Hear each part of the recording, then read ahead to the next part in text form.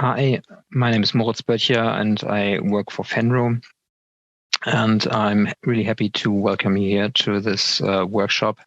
VENRO is the umbrella organization of development and humanitarian NGOs in Germany. And together with the German NGO Forum on Environment and Development, we are coordinating this year's C7 process. So we have 5 working groups who are currently working on policy recommendations to the G7. And in addition to this process, we have a capacity building workshop series, which goes throughout the whole year. So this is actually the first of these workshops. And as you know, it will focus on climate finance. So I'm happy that so many people are here and are interested. And I'm sure there are a lot of people from the working group on climate and environmental justice. But I hope that there are also people from other interested working groups, maybe from even from people who aren't actually yet or at all involved in the G7 or C7 process. So I'm really looking forward to the exchange. And I'm, of course, very happy to have a lot of people, a lot of experts here who will support and lead through this workshop. And I will hand over now to my colleague Vera Künzel from Germanwatch, who will present you the agenda and will lead you to through the workshop today. Thank you very much, Moritz, and hello and a warm welcome also from my side to our workshop now. It's great to see so many interested people here in our virtual room. And today we would like to focus on the issue of climate finance in the G7 process and discuss what the G7 can and of course also should do to move the climate finance agenda forward. And we want to discuss with you different key issues in this context, reflect and discuss key demands on climate finance that are developed so far, and define what is most important from our perspectives and what we can do to move the G7 in that direction. And our agenda for today looks like following. We in the middle of the welcome and introduction part. We will then have first input on the context we're currently in, so the state of climate finance discussions, developments at COP26 and the role of the G7 within this climate finance agenda that will be presented by Jan Kowalczyk from Oxfam. After that, Laura Schäfer from Germanwatch also will give us an input on the possible elements of a G7 outcome on climate finance. So a great background for our discussions later on. We will have a very brief time slot for comments and initial reactions in the plenary session. But after that, we will go into breakout groups on some key issues or key topics on climate finance, just for you to know which breakout groups we will have. And so you can already make up your mind which one you would like to join. One will be on the new and additional finance for the 100 billion goal and role of adaptation finance, of course. A second one will be on loss and damage finance. Then we will have a breakout group on just transition and climate and energy partnerships. And one breakout group on the post-2025 finance goal. After those breakout group discussions, we will go back to the plenary, have some discussions and reflections here, and we'll close after that. Yeah, that's the agenda, and I wish all of us successful and interesting discussions and a good workshop now. And I will now hand over to Jan, who will set the scene for us and will give us an overview of the context we're in at the moment, so after COP26 and where we stand in the G7 process regarding climate finance. So over to you, Jan. Yeah, thank you, and welcome to everyone, and great to see such a big turnout in this workshop. Okay, so what I will do is quickly go through the state of play on climate finance at the moment, and this will be followed by another input to look into a bit what the G7 could do about it, so I won't touch on that. I try to do that in 10 minutes. That's the time slot that was agreed I would have for that, so it'll be relatively short and hopefully not too quick for me to rush through it, but bear with me because I only was allocated 10 minutes. Anyway, so some context to remind everyone, and also because not all of us might know too much about the roots of the climate finance discussion. Very quickly here, it's rooted in the UN Framework Convention on Climate Change from 1992. There's an obligation by the then Western countries, I mean, the developed countries of the then Western world, obviously that's a bit outdated nowadays, to provide financial support for cutting emissions and adapting to a changing climate in developing countries. And all that was rooted in the understanding that it's the rich countries who've had a big role in causing the crisis and high capabilities to act or to pay. So this is also an issue of justice, that this obligation was anchored into the Framework Convention. And it was not quantified at that time, so it was a bit left open what it would mean. Only in 2009, there was goals set by developed countries for themselves to increase financial support to developing countries to $100 billion per year by 2020. In Copenhagen, there was also other things agreed. For instance, the Green Climate Fund was first conceptualized in Copenhagen, was only, of course, really established only much later than that. But anyway, this was also part of the Copenhagen Agreement, or the Copenhagen Accord, I should say. But that is the 100 billion promise that people keep talking about at the COPs and also in between, and also in the context of the G7, for instance. The Paris Agreement built onto that. It confirmed the obligation that developed countries or that rich countries have, and it also expanded it to all developed countries that were kind of left out in the in 1992 Framework Convention, and also added that voluntary contributions by all countries, developed or not, would of course be welcome as well on climate finance. That would be voluntary, of course. It was also agreed there would be a balance between mitigation and adaptation in the allocation of climate finance given to or provided to developing countries. It was then agreed that the 100 billion level promised to be reached in 2020 would be kept throughout to 2025, and that for the period after that, a new goal would be set. That is on the sort of the support element of climate finance. There's another important article in the Paris Agreement that would say, that would take or formulate as an objective of the Paris Agreement to also shift financial flows, all financial flows, public, private, in developed countries, in developing countries, everywhere essentially, to make them consistent with the Paris Agreement and the Paris Agreement's temperature goals, i.e. keeping warming below 1.5. So that's a little bit of the history. The state of play, as we see it now, is climate finance has increased. The OECD has reported that it has stood at roughly 80 billion in 2019, 80 billion a year. That, of course, is using a methodology for accounting climate finance that is very beneficial for developed countries, because then greatly overestimate the actual net support value of finance provided to specifically fund climate action. We at Oxfam, we had estimated how much the net support value actually would be if you are conservative about what contributes to mitigation and adaptation and what doesn't, and so forth, and arrived at levels that are roughly a quarter of the officially reported figures. So this doesn't question the officially reported figures as such, but it shows that in these reported figures, the actual support arriving at developing countries is much less than these numbers seem to suggest. Another problem we have at the moment is that the money going to adaptation is only around a quarter of what developed countries provide and mobilize. And this is far off the agreed balance between mitigation and adaptation. Obviously, a quarter to adaptation is not nowhere. No one could claim that this is a balance between mitigation and adaptation.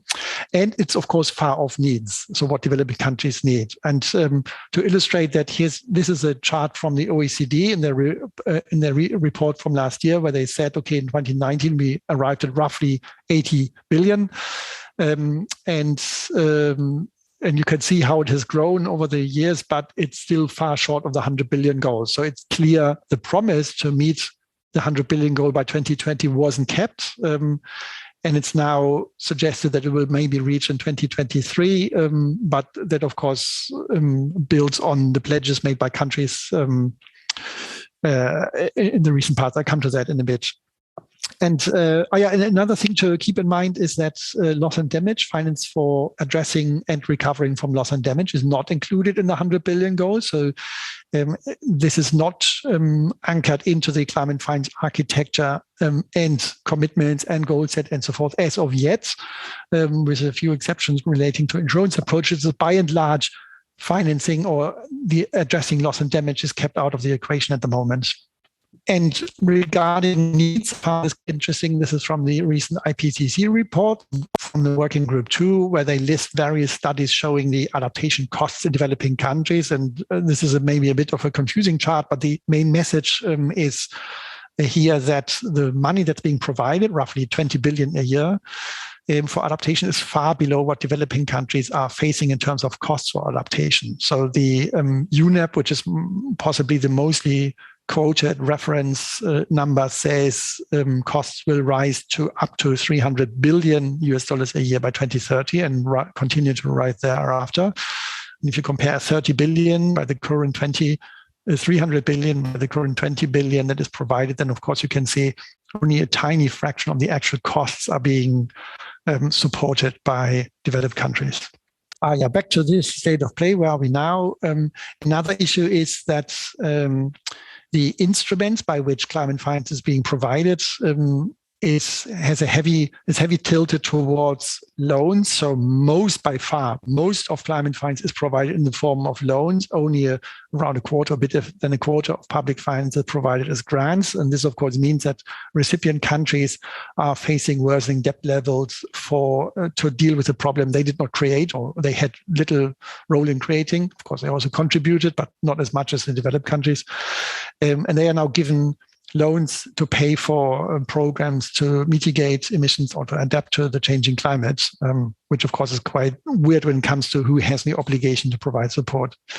And on the implementation level, most of the money is going through bilateral assistance as traditional ODA, climate-related development assistance, and multilateral development banks. Some amounts, but they are not very big in the grand scheme of things, are going via the climate funds that were established, the Green Climate Fund or the Adaptation Fund and some more. But most of the money is going through bilateral channels and the multilateral development banks. And that, of course, creates a problem of donor preferences. So countries may be left out of seeing climate finance because they are not preferred recipients by the donor countries in bilateral finance. And multilateral development banks have conditionalities to access funding. General access is a problem for many countries that don't have the capacity to deal with the different access modalities to get to the funding. And then we have the problem of non-additionality, meaning almost all money, concessional money, is actually also counted as ODA towards the 0.7% ODA target and not additional, as was agreed in 1992. And then we have lots of quality problems, and this refers to how to ensure that money reaches the most vulnerable, how to ensure that climate finance contributes to gender justice, for instance, that it focuses on the needs of the local communities, and all these kind of things are constant issues for debate. And on the Paris Agreement's article to shift financial flows, in general, we have seen very, very little operationalization of this. So this also remains an issue to be dealt with in the future. Now, recent developments. So where are we now? What happened in the last year? Faced with the situation that the 100 billion promise was not kept, rich countries made a string of new pledges to increase climate finance. Not all of these pledges constitute increases. Some are only repackaging the current level and selling it as increases. But when you look into the numbers, there aren't any increases. France is an example, Australia is an example, and several other countries, Japan as well, and so forth. So this has to be taken with a pinch of salt when countries claim they've made new pledges. Not all of them are increases, and not all of them are adequate increases. So some countries have increased, but only by very little. They expect now to reach the 100 billion level by 2023, so that's 3 years late, which of course is a problem because it means that several tens of billions of promised support does not materialize if you reach the agreed level only 3 years late. But that's the situation we are in. We had the G7 and the G20 countries commit to end international international public finance for coal by 2021. That was certainly a step forward. We also have seen an alliance that launched at COP26 to end international finance for oil fossils by the end of 2022. Again, another step forward. Of course, that has had some loopholes that need to be closed. It's not all countries agreeing to it. It's an alliance of countries who wanted to take that step. But anyway, step forward. Then we had interesting developments also launched at COP26, and I list here the partnership with South Africa for an energy transition, essentially away from coal.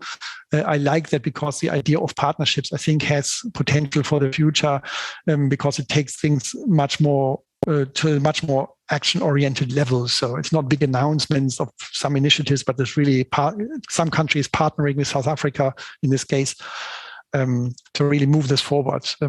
Depending on how this is implemented, this can be an example also for other partnerships with other countries that the developed countries might seek in the future. An important result of COP26 is that it set a goal to double adaptation finance by 2025. So this means the now 20 billion a year should be doubled to reach 40 billion a year. Again, this is far below actual needs, but at least it's a step forward, and it's a recognition that current levels are totally inadequate. We, of course, need to build on this, but I think we have to take this as a step forward nonetheless. And then COP26 also launched the negotiations for a new climate finance goal, the one that would replace and, not exactly replace, but build on the current 100 billion promised by developed countries. That would be a goal the new goal would be a goal that would be adopted by all parties. So it wouldn't be a voluntary target set by developed countries. Lots of issues have to be clarified with that, and we have a breakout group to discuss this in more detail. But the goal is to adopt the final, or the ambition is to adopt the goal by 2024. And on loss and damage, I said this is largely left out of the equation. COP26 didn't change that. Developed countries rejected calls for establishing some form of mechanism or fund to organize or to facilitate financing for addressing loss and damage. This didn't happen. What did happen was that the compromise was to start a dialogue, to look at the arrangements that are there for dealing with loss and damage. And the hope, of course, is that dialogue would lead to the understanding there's a certain gap in providing finance for loss and damage, and then that would be the next step to take sometime in the future after the dialogue. Thanks very much. Thank you very much, Jan, for your presentation and for your very comprehensive overview of where we stand, and of course also of what has happened on the climate finance agenda until now. And we see there are many issues on the table we as civil society should have an eye on.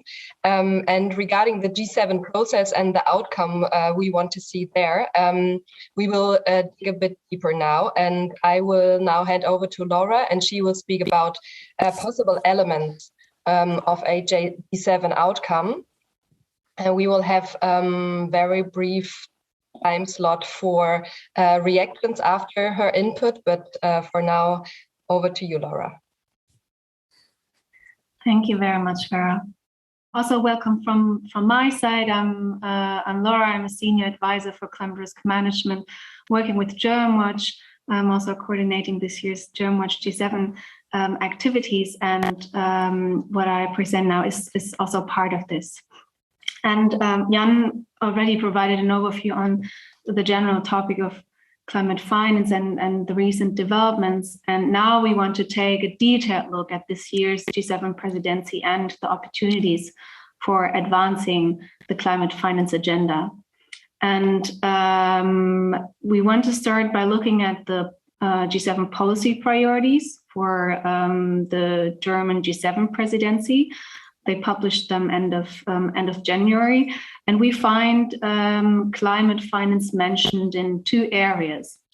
And the first one is Area 1, a sustainable planet. They have 4 areas in total, where it's formulated that they want to drive forward the energy transition by accelerating efforts towards the phase down of coal power and so on, and all of that with the help of innovation, regulation, and financial incentives, and strengthening international climate finance.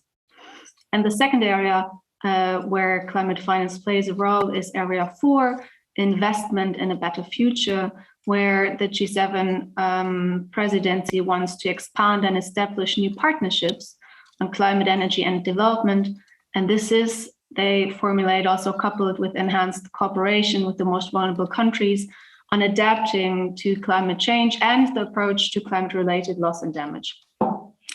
And that means climate finance is part of the G7 policy priorities. Detailed information on potential G7 outcomes are lacking so far, however. We cannot find them in this document. And on this basis, Oxfam, CARE, and Germwatch came together to brainstorm on possible elements of a G7 outcome on climate finance, which we summarized in a paper. And I just posted you the link into the chat, where we identified 5 areas for advancing climate finance under the G7. And of course, there are more areas, and the workshop should not be limited to these areas we identified. It's just thought as a basis for discussion. And I will now go through these 5 areas and present very briefly the background, building on what Jan already said, and then outline potential things the G7 should do. And I would try to keep it as short as possible, but I'm aware that I squeeze a lot of topics into a very short time.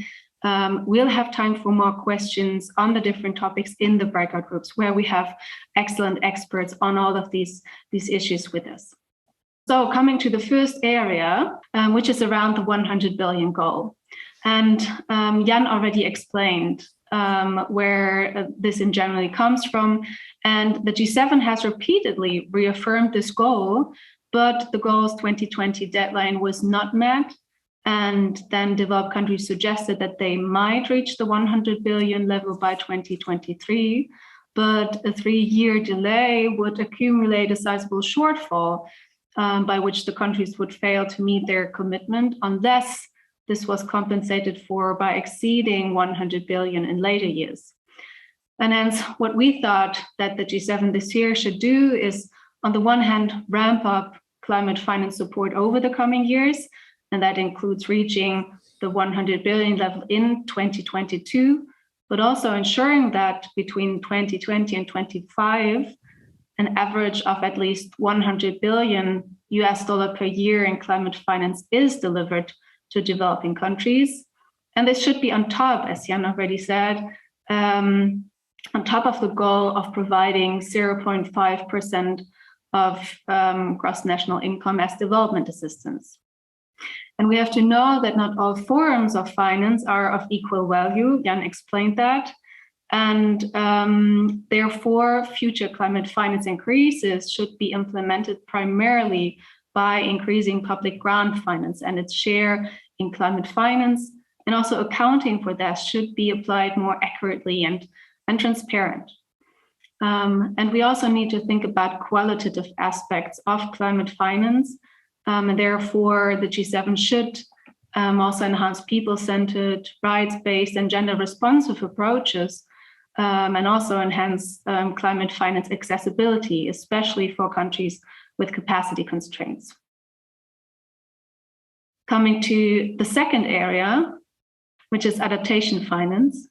And Jan already explained that for the 100 billion goal, the balanced provision of adaptation and mitigation finance was agreed. However, in 2019, only 25% of all finance reported in the context of the 100 billion goal was provided to support adaptation, leaving a huge gap here. And this is all in the context of rising adaptation costs, the 300 billion per year in 2030, just reported lately by the UNEP Adaptation Gap Report. And hence, there is a lot of room for the G7 to act. And first of all, what we thought they need to do is they should lead efforts to double from the 2019 levels their collective provision of climate finance for adaptation by 2025, and also commit to reach a 50% share for adaptation within G7 countries' individual climate finance provisions by 2025.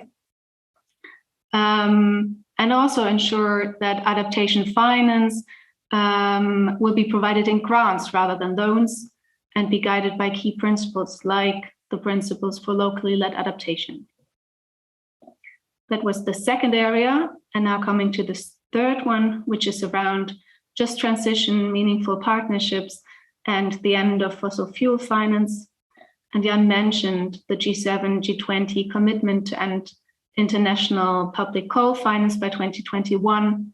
And COP26 might have been a turning point for all international fossil fuel financing with the launch of the Alliance to End International Public Finance for All Fossil Fuels by 2022.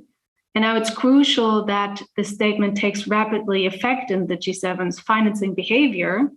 And as an alternative, and to facilitate social ecological transformation in partner countries, climate and energy partnerships, such as the one established with South Africa, are a promising model. And based on this, we identified 3 areas where the G7 should act. And the first one is to set up and adequately financially support new climate and energy partnerships with emerging economies and developing countries in order to achieve just transition that provides an attractive alternative to fossil fuel investments. And it's important from our perspective that these partnerships are democratically owned and based on local expertise, knowledge, and needs.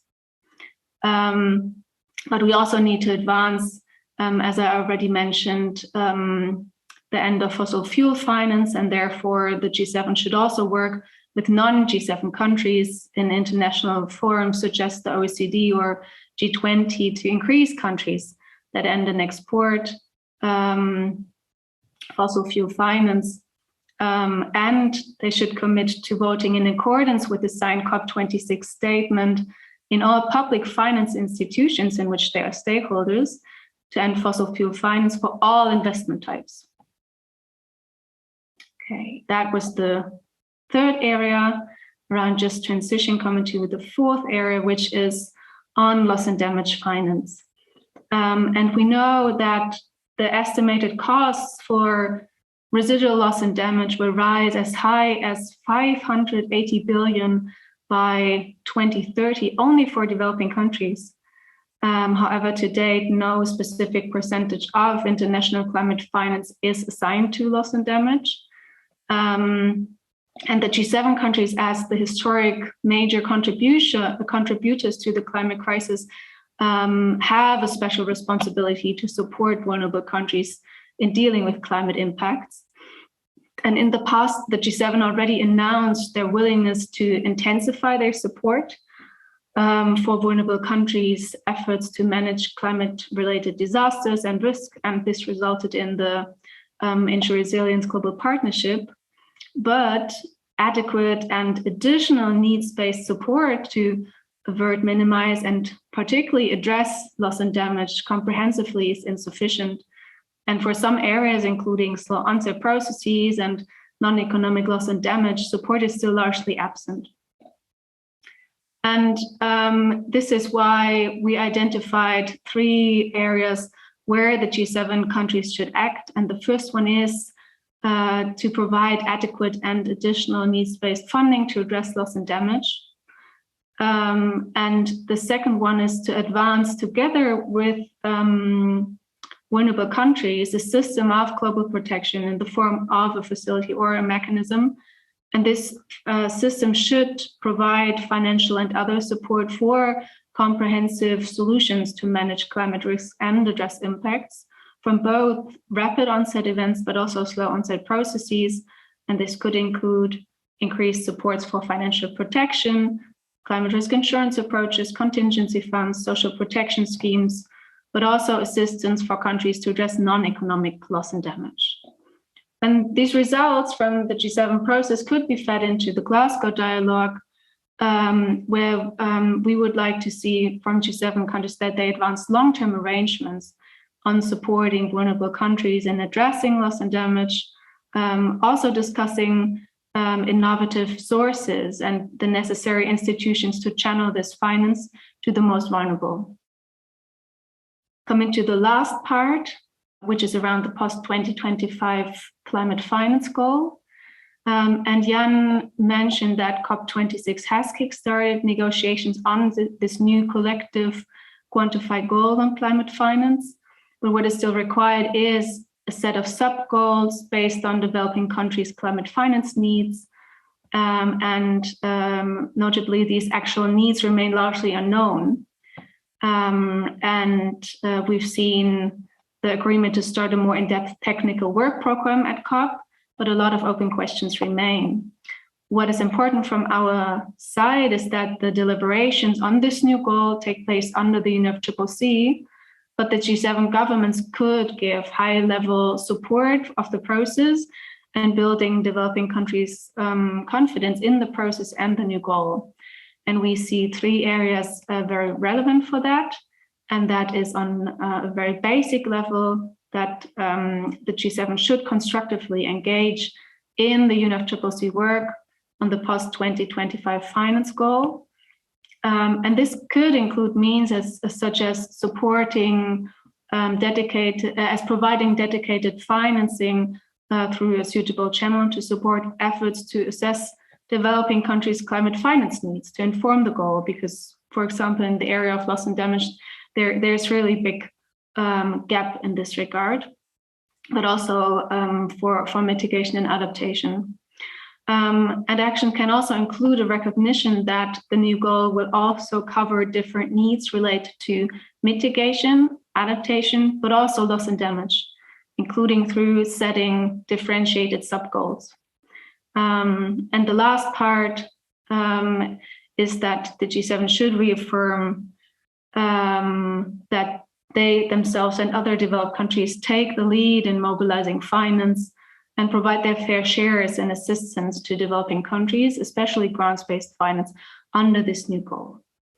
And with that, I want to stop and hand back to Vera. Thanks a lot for your attention. Thank you very much, Laura, for your input, which I think, gave us some really a very good picture of some concrete demands, and I think it can help to kick us off for our breakout discussion.